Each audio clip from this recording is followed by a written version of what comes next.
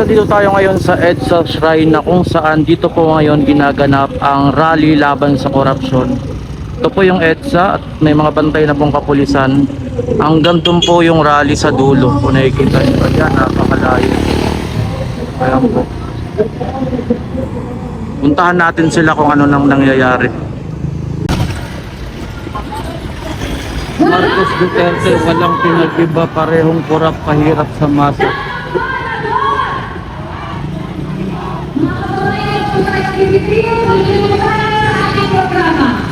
Sa dami ng kaso ng lahat ng sangkot! Marcos Siniling! Duterte panagutin! Duterte panagutin! Marcos Siniling! Ikulong lahat! Mga kurakot! Ikulong lahat! Mga kurakot! Ikulong lahat! Mga kurakot! Ikulong lahat! Mga kurakot!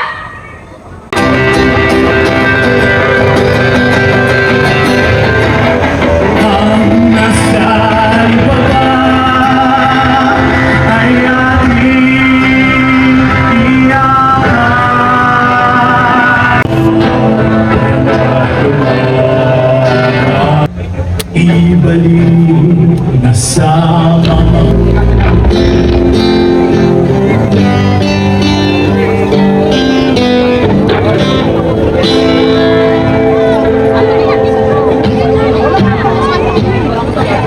maningil tayo,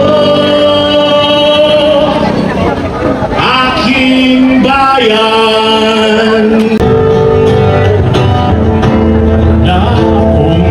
Panahon para lang basta matapos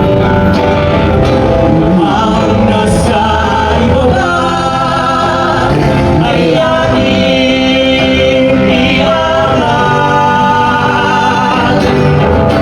ang hindi marinig bibigyan boses lahat.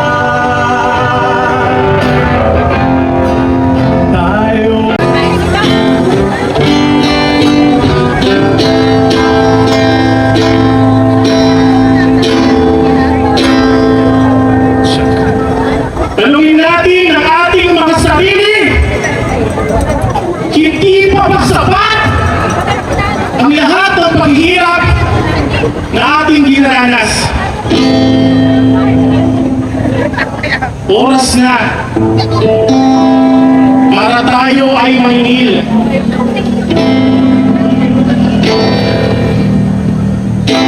At itong protestang ito ay pagpapatunay na tayo ay nasa tama. Ang laban natin ay kasama ang Panginoon.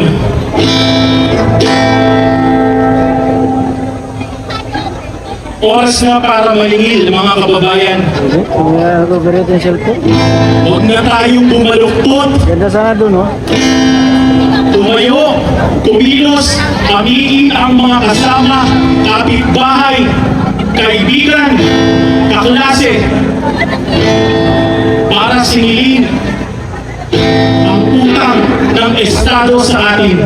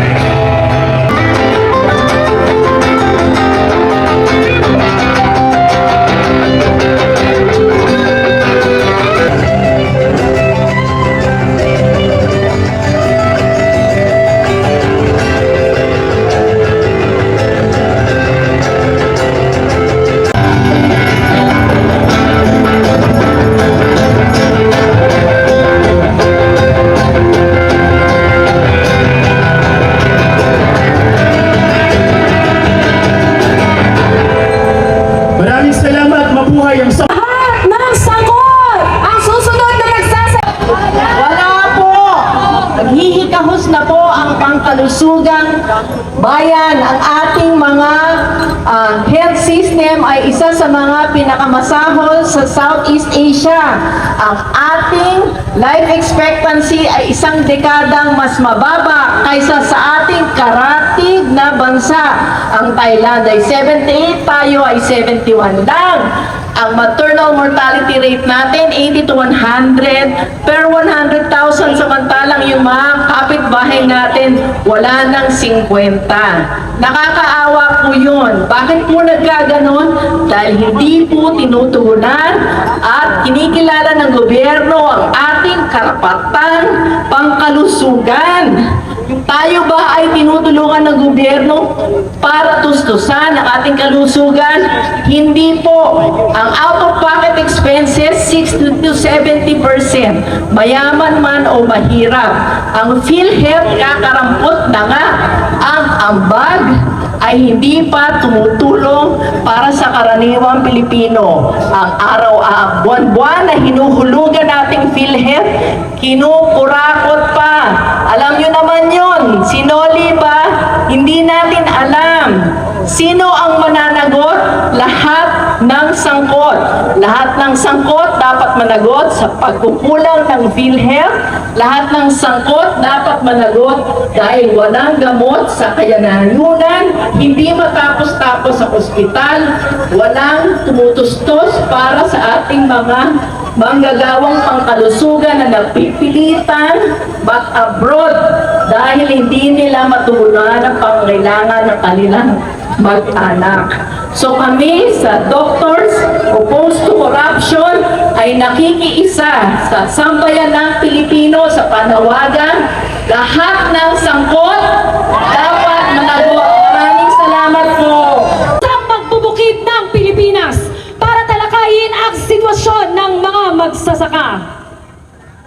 Mahalap na pagbati mula sa magbubukid.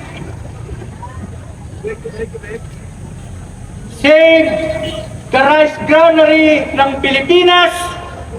Palakasin ang lokal na produksyon ng pagkain, hindi importasyon.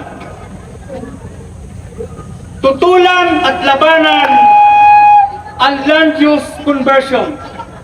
Mga kasama at mga kababayan, alam niyo ba ang Pac Silica sa New Clark City, sa Tarlac? Grabe, libu-libong hektarya na tinatamnan ng produktong agrikultural ang ilalaan sa mga dayuhan. Ang Pilipinas, number 1 ng rice importer sa buong mundo. Bakit? Una, walang tunay na reforma sa lupa. Pangalawa, walang production subsidy. Pangatlo, import liberalization. At pang-apat, malaganap na land use conversion. Lupa, ipaglaban! Ipaglaban! Tunay na reforma sa lupa! Salamat ka, Dani, sa iyong paglalarawan sa sitwasyon ng mga magbubukid. Lahat ng sangkot dapat managot! Dapat managot! Lahat ng sangkot! Todos sa serbisyo, hindi sa korupsyon. Tawagin na natin si Father Wilman Tri